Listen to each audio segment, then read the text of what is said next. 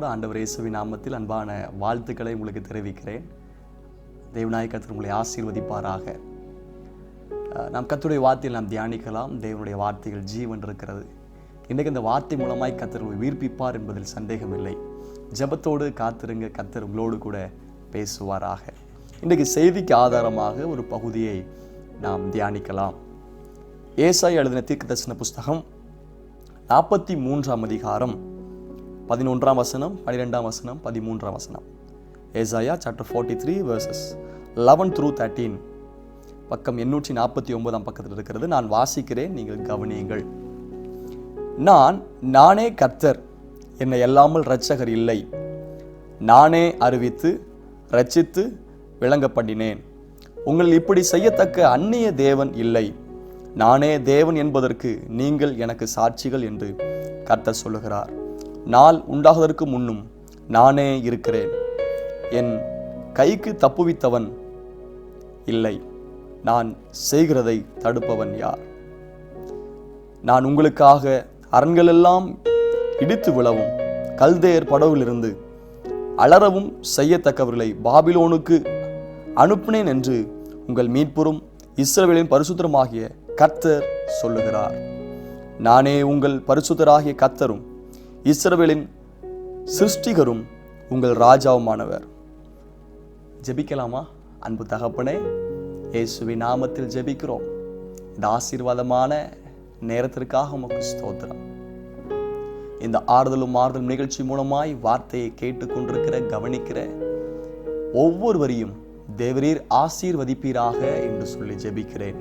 இன்றைக்கு கேட்க போகிற வார்த்தைகள் எங்கள் ஆத்துமாவுக்கு, சரீரத்திற்கு, எங்கள் ஜீவனுக்கு இது பிரயோஜனமாய் மாறட்டும்.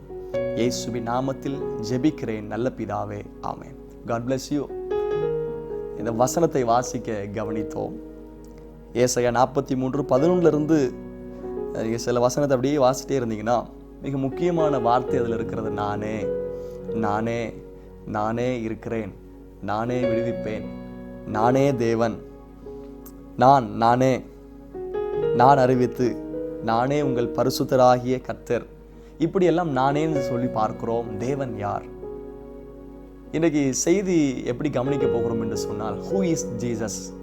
இயேசு யார்? பலருக்குள் சந்தேகம் இருக்கிறது. அந்த இயேசு யார்? இயேசு யார்? 2000 ஆண்டுகள் முன்பதாக மனிதகுமாரனை மீட்பதற்கு தேவகுமாரன் மனிதகுமாரனுடைய ரூபத்தை எடுத்து இந்த பூமியில் அவதரித்தார். அவர்தான் இரட்சகராக இயேசு கிறிஸ்து. இன்றைக்கு பலருக்குள் பலவிதமான சந்தேகங்கள். அநேக ஜனங்கள் இன்றைக்கு இன்னும் இயேசு கிறிஸ்துவின் முதலாம் வருகை, இயேசு கிறிஸ்துவின் சுவிசேஷத்தை குறித்து இன்றைக்கு அறிந்து கொள்ளாமல் இருக்கிறார்கள். தேவன் யார் என்பது பலருக்குள் சந்தேகம் இருக்கலாம். ஒவ்வொருவரும் அனுபவித்தவர்கள் சொல்ல முடியும் இயேசு யார். இயேசு விடுதலை கொடுத்தார் என்று சொல்லி எப்படி சொல்ல முடியும்? விடுதலையை பெற்றுக்கொண்டவர்கள் சொல்லுவார்கள், நான் அனுபவித்திருக்கிறேன், இயேசு விடுதலை கொடுக்கிறவர். சுகம் பெற்றவர்கள் சொல்ல முடியும், இயேசு பரிகாரி, அவர் சுகம் தருகிறவர். வாசிப்பது, எழுதுவது, படிப்பது மூலமாய் நாம் அவரை அறிந்து கொள்வது அல்ல, நம்முடைய அனுபவத்தின் மூலமாய் அவர் யார் என்பதை அறிந்து கொள்கிறோம். இன்றைக்கு அவர் யார் என்பதை நாம் கற்றுக்கொள்ள போகிறோம்.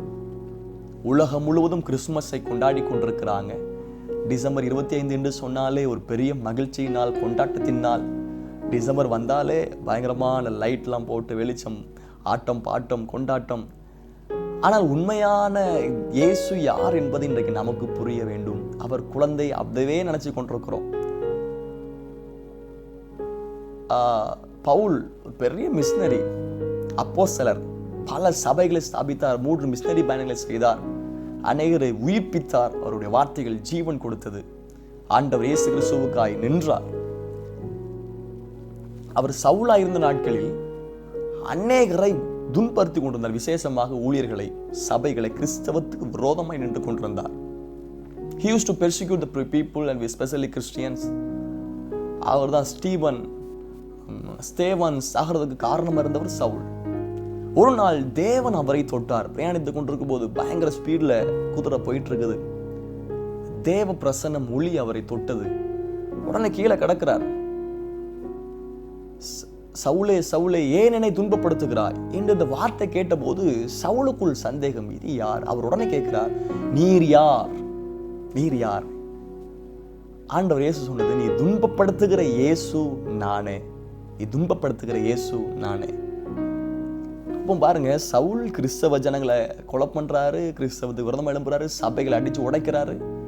ஆனா அவருக்கு கிறிஸ்து என்பது யார் என்கிற வெளிப்பாடு இல்லை. இன்னைக்கு அநேகருடைய கேள்வி அதுதான், இவர் யார்? இயேசு காற்றின் கடலையும் அதட்டுகிறார். சீசர்கள் சொல்றாங்க, இவர் யாரோ? காற்றும் கடலும் இவருக்கு கீழ்ப்படுகிறதே கூட அந்த சீசர்கள் கூட தெரியல, இவர் யாரோ? இயேசு கேட்கிறார் சீசர்கிட்ட, என்ன இவர்கள் யார் என்று சொல்லுகிறார்கள்? ஒருத்தர் சொல்றாரு, உண்மை தீர்க்கதரிசின்னு சொல்றாங்க, உண்மை எலியான்னு சொல்றாங்க. அப்போ பேதுரு சொல்றாரு, நீ ஜீவன் உள்ள தேவனுடைய வார்த்தை உம்மிடத்தில் இருக்கிறது, இதே கர்த்தர். இன்னைக்கு அநேகருக்குள் அவர் யார் என்பது இன்னைக்கு தெரியல. ஒரு விசை ஆண்டவர் இயேசு கடல்ல நடந்து வராங்க. அப்போ பயங்கரமான காற்று அலைகள், சீசர்கள் பிரயாணித்துக் கொண்டிருக்கிறாங்க. அவர் வரும்போது சீசர்கள் நினைச்சது கடல் பூதமா இருக்குமோ. பாருங்க, அவரை குறித்து சரியான வெளிப்பாடு, அறிவு, அவர் யார் என்பது இன்னைக்கு தெரியல. இன்னைக்கு ஒவ்வொருவரும் உணர்ந்து கொள்ள வேண்டிய காரியம், இயேசு யார்? எனக்கு இயேசு யார்? உங்களுக்கு இயேசு யார்? Is father. அதாவது நாம் அடிமைகள் அல்ல, நமக்கு சுவாதீனத்தை கொடுத்த தேவன், அப்பா பிதாவே என்று கூப்பிடுகிற புத்திர சுபிகாரத்தின் ஆவியை நமக்கு கொடுத்தவர். We can call him as Abba, Father. He's our Father. We are the children of God. அவர் யார் என்கிற வெளிப்பாடு நமக்கு தேவை. ஜீசஸ், இயேசு. பொதுவாக காட் அப்படின்னு சொன்னாலே G means it signifies generator, O operator, D destroyer. G generator means he used to create everything. He is a creator. எல்லாவற்றையும் சிருஷ்டிக்கிற கர்த்தர். ஓ operator, whatever else he created, he is operating now. அவர் உருவாக்கின எல்லாவற்றையும் இயக்குகிற தேவன் அவர். மூன்றாவது destroyer, he is a God who is consuming fire. அவர் மிகவும் எரிச்சல் உள்ள தேவன், அவர் கடிந்து கொள்ளுகிற கர்த்தர், அதான் தேவன். ஜீசஸ், அதாவது வார்த்தையுடைய அர்த்தம் பாருங்க, ஜே மீன்ஸ் ஜஸ்டிஃபைஸ், நம்மை நீதிமானாய் மாற்றுகிற கர்த்தர். ஈ மீன்ஸ் எண்டோஸ், அதாவது ஆபிரகாமுடன் ஆசீர்வாதங்கள் எல்லாம் கிறிஸ்து இயேசு மூலமாய் நமக்கு கொடுக்கப்படுகிறது, அவர் ஆசீர்வாதத்தின் தகப்பன். S means saves, he is a savior, நம்மை ரட்சிக்கிறவர், விடுவிக்கிறவர். யூ யூனிட்டி, நமக்கு ஐக்கியம், சமாதானத்தை கொடுக்கிற கர்த்தர் இயேசு. எஸ் மீன்ஸ் சான்டிஃபைஸ், பரிசுத்தப்படுத்துகிற தேவன், அவர் பரிசுத்தர். அதாவது இயேசு கிறிஸ்து, இயேசு என்கிற வார்த்தையின் அர்த்தம் இரட்சகர். கிறிஸ்து என்றால் அபிஷேகம் பண்ணப்பட்டவர். Christ means anointed one. Jesus means saviour. இயேசு கிறிஸ்து, இயேசு என்ற பதம் மனிதகுமாரன், கிறிஸ்து என்றால் தேவகுமாரன். இந்த உலகத்தில் ஆண்டவர் இயேசு கிறிஸ்து வாழும்போது 100% தேவனாகவும் அவர் 100% மனிதனாகவும் வாழ்ந்தார். ஏன் அவர் மனிதனாக வாழ்ந்தார்? மனித குலத்தை மீட்பதற்காக அவர் மனிதனாய் வாழ்ந்தார். ஏன் அவர் தேவகுமாரனாய் வாழ்ந்தார்? மனித குலத்தை மீட்டு பரலோகம் கொண்டு செல்வதற்கு அவர் தேவகுமாரன் இந்த உலகத்தில் வாழ்ந்தார். இயேசு அவர் இரட்சகர், விடுவிக்கிறவர், அற்புதம் செய்கிறவர். இயேசுவை போல் தேவன் இல்லை. இங்கே நாம் வாசித்தோம், நானே கர்த்தர் என்று சொல்லி நாம் பார்த்தோம். என்னை கவனிக்கலாம், நானே கர்த்தர், என்னை எல்லாமல் இரட்சகர் இல்லை. அருமையான வசனங்கள் உண்டு. சங்கீதம் 99:6, ஆகாய மண்டலத்தில் கர்த்தருக்கு நிகரானவர் யார்? பலவான்களின் புத்திரரில் நிகரானவர், கர்த்தருக்கு ஒப்பானவர் யார்? அவருக்கு நிகரானவர் ஒருவரும் இல்லை, அவருக்கு ஒப்பானவர் ஒருவரும் இல்லை. சேனைகள் தேவனாய் கர்த்தாவை மொய்போல் வல்லமை உள்ள கர்த்தர் யார்? சங்கீதம் 89 நாம் பார்க்கிறோம். அவருடைய போல் வல்லமை உள்ள தேவன் யார்? இயேசு தான் ஜீவன் உள்ளவர், அவர்தான் தெய்வம். பொதுவாய் ஒருவர் கடவுள் தெய்வம் என்று சொல்லப்படுவதற்கு 4 முக்கியமான தகுதிகள் வேண்டும். ஒன்று, அன்பு. ஆண்டவர் அன்பாய் இருக்கிறார், அன்பு நிறைந்தவர் ஆண்டவர் இயேசு கிறிஸ்து ஒருவரே இந்த பூமியில். 2வது, பரிசுத்தம், சுத்தம் உள்ளவர், பரிசுத்தம் உள்ளவர். நான் பரிசுத்தர் ஆகியால் நீங்களும் உங்கள் நடக்கைகள் எல்லாவற்றிலும் பரிசுத்தமாயிருங்கள் என்று சொன்னவர் இயேசு கிறிஸ்து, அவர் பரிசுத்தர். 3வதாக, நீதி உள்ளவர், பட்சபாதம் இல்லாத கர்த்தர், நீதி உண்மை உள்ளவர், அவர் இயேசு கிறிஸ்து மட்டுமே. 4வதாக, எங்கும் எப்பொழுதும் உயிரோடு இருக்க வேண்டும். மிக முக்கியமான ஒரு குவாலிட்டி, எங்கும் எப்பொழுதும் உயிரோடு இருக்கணும். இன்னைக்கு எங்கும் எப்பொழுதும் இருக்கிறது, ஆனால் எங்கும் எப்பொழுதும் உயிரோடு இருக்கிற கர்த்தர் இயேசு கிறிஸ்து மட்டுமே. He is omnipresent of God, He is omnipotent of God, He is omniscient of God. அவர் சர்வவியாபி, சர்வஞானி, சர்வ வல்லவர். இவர்தான் இரட்சகராக இயேசு கிறிஸ்து. நான் விசுவாசிக்கிறேன், இந்த வார்த்தை கேட்டுக்கொண்டிருக்கும் போது இயேசு யார் என்பது உங்களுக்குள் நீங்கள் விளங்கிக் கொண்டிருக்கிறீர்கள் என்பதை நான் விசுவாசிக்கிறேன். அவர் எங்கும் இருக்கிறார், எப்பொழுதும் இருக்கிறார். மரித்தேன், ஆனாலும் சதா காலங்களிலும் உயிரோடு இருக்கிறேன் என்று சொன்ன கர்த்தர். இயேசு யார்? இன்னைக்கு விஞ்ஞானங்கள் எல்லாம் அதிகமாய் பெருகி கொண்டிருக்கிறது, அறிவு பெருத்து கொண்டிருக்கிறது. இதன் மத்தியில் இயேசுவை குறித்து பாருங்க. வேதியியல் முறைப்படி, வேதியியல் இன் கெமிஸ்ட்ரி, அவர் தண்ணீரை திராட்சரசமாய் மாற்றினார். வெறும் தண்ணீரை திராட்சரசமா மாற்றினாருங்க. எத்தனை கெமிக்கல் போட்டாலும் நல்ல ஒரு உண்மை உள்ள தரம் நிறைந்த தேவை உள்ள பிரயோஜனமான திராட்சரசமா எந்த கெமிக்கல் கூட மாற்ற முடியாது. இப்போது ஒரு தரம் உள்ள ஃபர்ஸ்ட் குவாலிட்டி திராட்சரசமா மாற்றினவர் இயேசு கிறிஸ்து. வேதியியலை முறியடித்தார். உயிரியல், பயாலஜி, சாதாரணமாக கருத்தரிக்காமல் பிறந்தவர். அதாவது XY XXY இந்த மாதிரிலாம் அந்த பயாலஜி படி உண்டு. பொதுவாய் ஆண்டவர் இயேசு கிறிஸ்துடைய பிறப்பு வித்தியாசமானது. கண்ணியின் வயிற்றில் இயேசு பிறந்தார். பரிசுத்த ஆவி மூலமாய் கற்பம் தரிக்கப்பட்டு இயேசு பிறந்தார். இந்த உலகத்தில் அப்படிப்பட்ட ஒரு பிறப்பு இயேசு கிறிஸ்து மட்டுமே உண்டு. உயிரியல் கொள்கையும் முறியடித்தவர் இயேசு கிறிஸ்து. மூன்றாவதாக இயற்பியல், பிசிக்ஸ். அவர் வானத்தில் எடுத்துக்கொள்ளப்பட்ட போது புவியீர்ப்பு விசை விதியை பொய்யாக்கினார். அதாவது whatever else we throw up will come down. அது புவி ஈர்ப்பு விசை, இந்த காந்த ஈர்ப்பு விசை இருக்கிறதுனால எல்லாமே கீழே விழுந்துரும் அப்படின்னு பார்க்குறோம் பிசிக்ஸ் படி, நியூட்டன்லால. ஆனால் இயேசு பாருங்க, மரித்து அடக்கம் பண்ணப்பட்டு உயிர் தெழுந்து இந்த 40ஆம் நாள் பரமேறி செல்கிறார். ஏறும்போது கீழே விழலை. அவர் என்ன தெரியுமா, அந்த இயற்பியல் கொள்கையை முறியடித்தார். ஒரு நாள் நம்மையும் எடுத்துக்கொள்ளப்பட போகிறார். அன்றைக்கும் நாமும் அவருடைய பிள்ளைகள் இயற்பியலை முறியடிப்போம். அவர் வரும்போது கர்த்தருக்குள் மரித்தவர் முதலாவது எழுந்திருப்பாங்க. அதுக்கப்புறம் உயிரோடு இருக்கிற நாம் எடுத்துக்கொள்ளப்படுவோம். அடுத்தது பாருங்க, பொருளாதாரத்தில் 5 அப்பங்களையும் 2 மீனையும் கொண்டு 5000 பேருக்கு போஷித்தார். வரவு குறையும் விதியை பொய்யாக்கினார். பொருளாதாரத்தில் இயேசு தான் உயர்ந்தவர். 5 அப்பம் 2 மீனை கொண்டு 5000 பேருக்கு போஷித்தார். இன்றைக்கும் அவர் அப்படிப்பட்ட அற்புதங்களை செய்ய வல்லவராய் இருக்கிறார். மருத்துவத்தில் அவர் வியாதிஸ்தரையும் குருடரையும் மருந்தே இல்லாமல் குணமாக்கினார். தெய்வீக சுகம், எந்த மருந்து இல்லாம பரிபூர்ண சுகம் கொடுத்தவர் இரட்சகராக இயேசு கிறிஸ்து மட்டுமே. பயங்கரமா இயேசு கிறிஸ்துவை குறித்து நமக்கு தெரிய வேண்டும். அவரை போல் ஜீவன் உள்ளவர், வல்லமை உள்ளவர், பலன் உள்ளவர் ஒருவரும் இல்லை. மருத்துவம், வேதியியல், இயற்பியல், பொருளாதாரவியல் எல்லாவற்றையும் முறியடித்து ஜெயம் பெற்றவர் இயேசு கிறிஸ்து மட்டுமே. வரலாற்றில் இன் ஹிஸ்டரி அவரே ஆதியும் அந்தமானவர். Is a beginning and the end. Is alpha and omega. விசுவாசி துவக்கிறதும் முடிக்கிறதும் அவரே ஆரம்பம், அவரே முடிவு.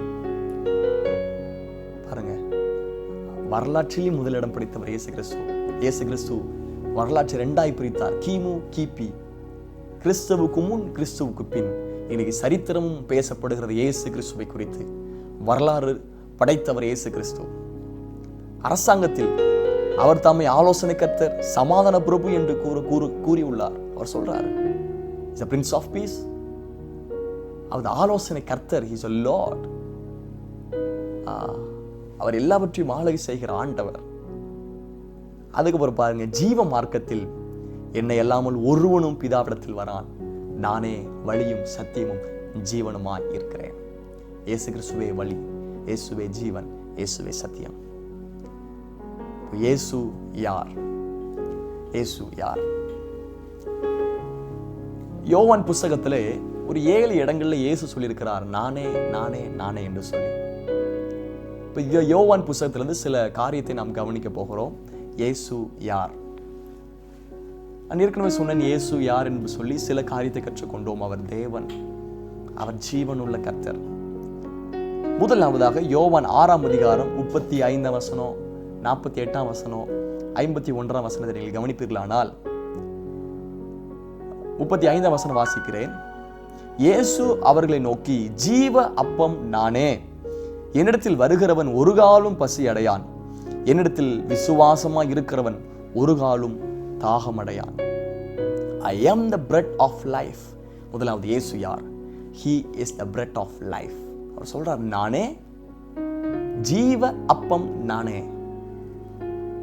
அழிந்து போகக்கூடிய போஜனத்திற்காக கிரியை நடப்பித்துக் கொண்டிருக்கிறீங்க. அழியாத போஜனம் ஒன்று இருக்கிறது, இயேசு கிறிஸ்து. அவர் விசுவாசிங்க. என் மாம்சத்தை புசித்து என் ரத்தத்தை பானம் பண்ணுகிறவனுக்கு மெய்யாகவே மெய்யாகவே நித்திய ஜீவன் உண்டு, நான் கடைசி நாளில் அவனை எழுப்புவேன். இயேசு பாருங்க, தன்னுடைய சரீரத்தை கொடுத்துட்டு போனார். நானே ஜீவ அப்பம், ஜீவன் தருகிற அப்பம், ஜீவன் கொடுக்கும்படிக்கு, அந்த ஜீவன் பரிபூர்ணமடையும்படிக்கு வந்தவர் இயேசு கிறிஸ்து. முதலாவது, நானே ஜீவ அப்பம். I am the bread of life. அதாவது மனுஷன் அப்பத்தினால் மாத்திரமல்ல, கர்த்தருடைய வாயிலிருந்து புறப்படுகிற ஒவ்வொரு வார்த்தையினாலும் பிழைப்பான்.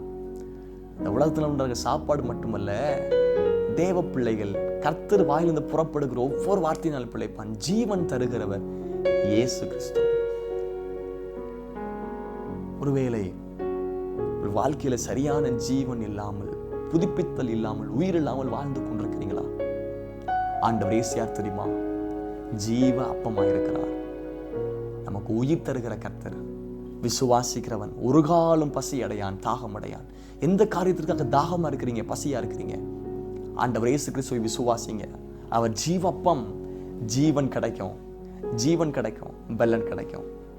தேவன் உங்களை ஆசீர்வதிப்பாராக. இரண்டாவதாக, யோவான் 8ஆம் அதிகாரம் 12ஆம் வசனம். யோவான் 8ஆம் அதிகாரம் 12ஆம் வசனம்.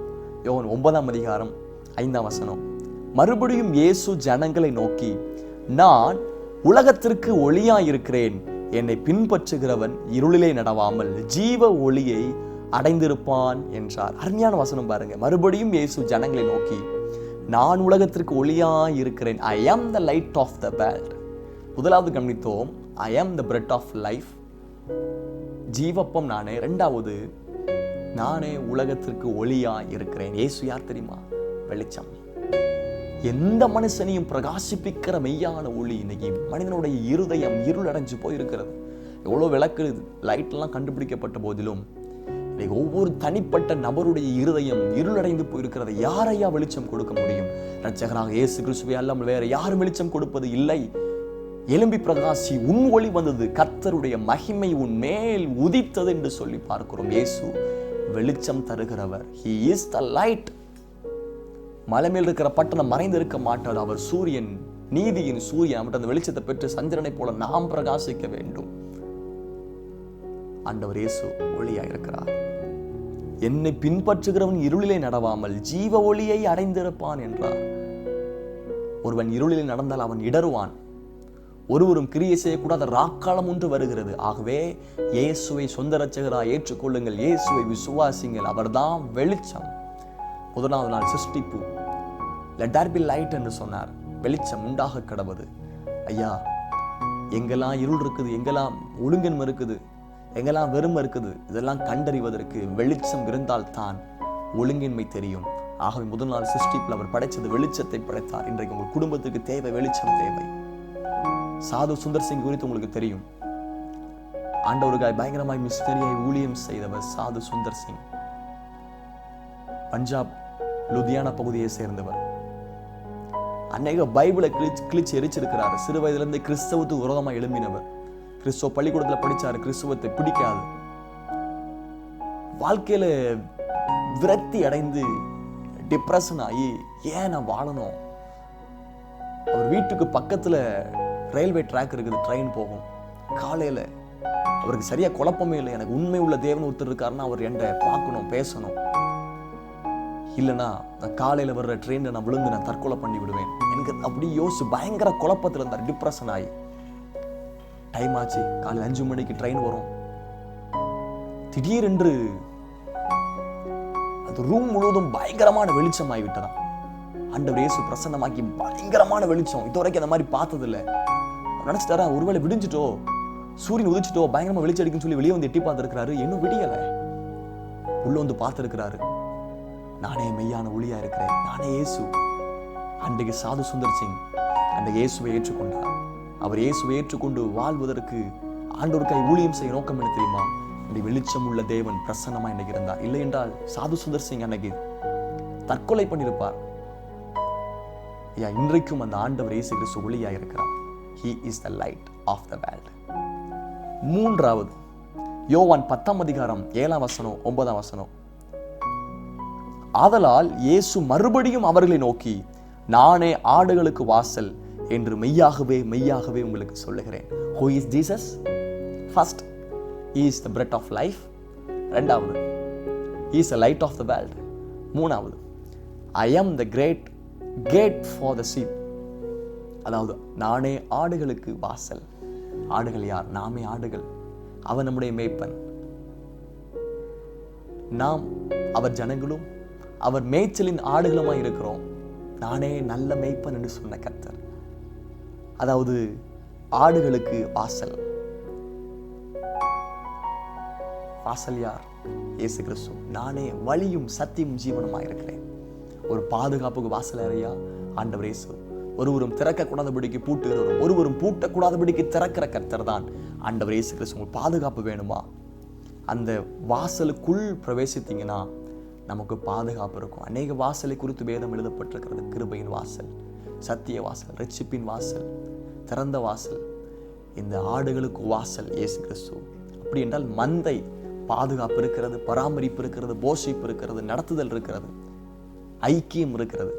இதற்கெல்லாம் தகப்பன் அவர்தான் ஆடுகளுக்கு வாசல். I am the gate for the sheep. நான்காவதாக யோவான் 10:11-14. யோவான் 10:11-14.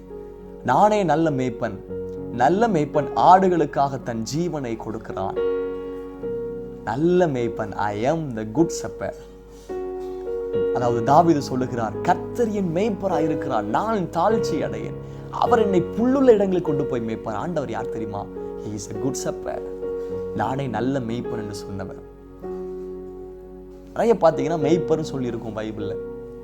அதாவது மேய்க்கிறது ஆடு, மெய்ப்பர் தொழில், இன்னொன்று விவசாயம். ரெண்டு தான் மேஜர் ப்ரொஃபஷன். பழைய பாட்டு காலத்தில் மோசே, யோசேப்பு, ஆபிரகாம், ஈசாக்கு, யாக்கோபு, தாவீது, இவர்கள் எல்லோருமே ஆடு மேய்ச்சிருந்தாங்க. ஆபேல் ஆடு மேய்க்கிறவர், காயின் விவசாயம். அது பிரதானமான அந்த மிக முக்கியமான கருத்து செப்பேட்.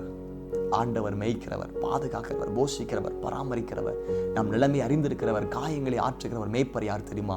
எப்பொழுதும் ஆடுகளுக்கு பராமரிப்பையும் பாதுகாப்பையும் போஷிப்பையும் நடத்துதலையும் கொடுக்கிறவர் தான் மேய்ப்பன். ஆண்டவர் இயேசு கிறிஸ்து இன்றைக்கு யாரை வெளிப்படுகிறார்?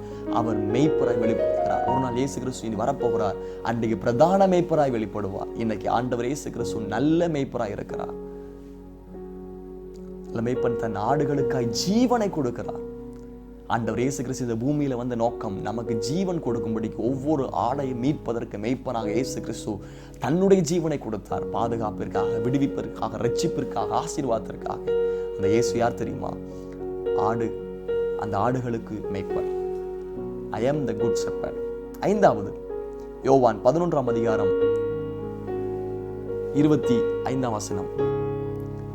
இயேசு அவளை நோக்கி, நானே உயிர்த்தெழுதலும் ஜீவனுமாய் இருக்கிறேன், என்னை விசுவாசிக்கிறவன் மரித்தாலும் பிழைப்பான். ஆண்டவர் சொல்றாங்க, நானே உயிர்த்தெழுதலும் ஜீவனுமாய் இருக்கிறேன். I am the resurrection and the life. இந்த உலகத்தில் உண்மையான ஒளி, வெளிச்சம், உண்மையான ஜீவன் யார் என்று சொன்னால் இயேசு கிறிஸ்து மட்டுமே. அவர்தான் சொன்னார், நானே உயிர்த்தெழுதலும் ஜீவனுமாய் இருக்கிறேன். மரித்தேன், ஆனாலும் சதா காலங்களும் உயிரோடு இருக்கிறேன். இன்றைக்கு உயிரோடு இருக்கிறவர் இரட்சகராக இயேசு கிறிஸ்து. இயேசு கிறிஸ்து பாருங்க, I am the resurrection. உயிர்த்தெழுதல். There is no crucifixion, there is no resurrection. இயேசு கிறிஸ்து சிலுவை பாடு வழியாய் போய் மரித்து அடக்கம் பண்ணப்பட்டு உயிர்த்தெழுந்தார். உயிர்த்தெழுந்ததில் முதற் பிறந்தவர் என்று சொல்லி வேதத்தில் பார்க்கிறோம். ஐயா, பலருடைய கல்லறைகள் இருக்கிறது. அண்ணாவுடைய கல்லறை இருக்குது, பெரிய பெரிய சயின்டிஸ்டுடைய கல்லறை இருக்கிறது, அரசியல்வாதியுடைய கல்லறை இருக்குது. மரித்தார்கள், ஆனால் கல்லறைக்குள் தான் இருக்கிறார்கள். ஆனால் உயிரோடு எழுந்தவர் இரட்சகராக இயேசு கிறிஸ்து மட்டுமே. ஆண்டவர் இயேசு கூட சிலரை உயிரோடு எழுப்பினார், ஆனால் அவர் ரிசரக்ட் ஆகல. அவளுக்கு திரும்பவும் மரணம் ஏற்பட லாசர் உயிரோடு எழுப்பினார். எவருடைய மகனை உயிரோடு எழுப்பினார். நாயினுடைய விதவையுடைய மகனை உயிரோடு எழுப்பினார். அவளுக்கு திரும்பவும் மரணம் இருந்தது. ஆனால் மரணத்திலிருந்து மரித்து அடக்கம் பண்ணப்பட்டு உயிர் திறந்தவர் இயேசு கிறிஸ்து மட்டுமே. அதாவது கனவீனம் உள்ளதாய் விதைக்கப்படும் கனமுள்ளதாய் எழுந்திருக்கும், அழிவுள்ளதாய் விதைக்கப்படும் அழிவில்லாமையாய் எழுந்திருக்கும், ஜென்ம சரீரம் விதைக்கப்படும் ஆவிக்குரிய சரீரம் எழுந்திருக்கும். இது இயேசு கிறிஸ்து மறுரூப சாயலில் நமக்கு முன்னோடியாக உயிர் தெழுந்தவர் இயேசு கிறிஸ்து மட்டுமே. அவர் உயிர் தெழுந்து சீசர்ல சந்தித்தார், அவரை பலப்படுத்தினார், திரும்ப உயிர் தெழுந்து எழுப்பினார், பரமேறி சென்றார். அதான் ஆண்டவர் இயேசு சொல்றார், திரும்ப நம்மை உயிர்த்தெழ வைப்பதற்கு நமக்கு முன்னோடியாக உயிர் தெழுந்தவர் இயேசு கிறிஸ்து மட்டுமே. I am the resurrection and the life. 6வது பாருங்க, யோவான் 14:6. அதற்கு இயேசு, நானே வழியும் சத்தியமும் ஜீவனுமாய் இருக்கிறேன், என்னை அல்லாமல் ஒருவனும் பிதாவிடத்தில் வரான். I am the way and the truth and the life. நானே வழியும் சத்தியம் ஜீவனுமா இருக்கிறேன். ஐயா, உயர்வுக்கு வழி இயேசு கிறிஸ்து தான். எதிர்காலத்துக்கு வழி இயேசு கிறிஸ்து தான். பரலோகத்திற்கு வழி இயேசு கிறிஸ்து மட்டுமே. அப்புறம் பாருங்க, ஜீவனா இருக்கிறேன், சத்தியம். சத்தியம் உண்மை யார் தெரியுமா? இயேசு கிறிஸ்து மட்டுமே. கடைசியில பாருங்க, 7வது யோவான் 15:1, 5. நானே மெய்யான திராட்சை செடி, என் பிதா திராட்சை தோட்டக்காரர். நானே I am the true vine. நானே மெய்யான திராட்சை செடி. இயேசு கிறிஸ்து மெய்யான திராட்சை செடி. சந்தோஷம் தருகிறவர், சமாதானம் தருகிறவர், உயர்வு தருகிறவர். இன்னைக்கு சில காரியத்தை பார்த்தோம். இயேசு யார்? இயேசு யார் தெரியுமா? ஜீவப்பம் நானே என்று சொன்னவர். இயேசு யார்? நான் உலகத்திற்கு வெளிச்சம் ஒளியா இருக்கிறேன் என்று சொன்னவர். இயேசு யார்? நானே ஆடுகளுக்கு வாசல் என்று சொன்னவர். இயேசு யார்? நானே நல்ல மேய்ப்பன் என்று சொன்னவர். இயேசு யார்? நானே உயிர்த்தெழுதலும் ஜீவனுமாய் இருக்கிறேன் என்று சொன்னவர். இயேசு யார்? நானே வழியும் சத்தியம் ஜீவனுமாய் இருக்கிறேன் என்று சொன்னவர். இயேசு யார்? நானே மெய்யான திராட்சை செடி என்று சொன்னவர். ஐயா, இந்த இயேசுவை குறித்து அறிந்திருக்கிறீங்க, இயேசு யார் என்பதை. அந்த இயேசுவை விசுவாசிங்க, அந்த இயேசுவை ஏற்றுக்கொள்ளுங்க, அந்த இயேசுவை அறிக்கையிடுங்க, இயேசுவை பற்றி கொள்ளுங்க.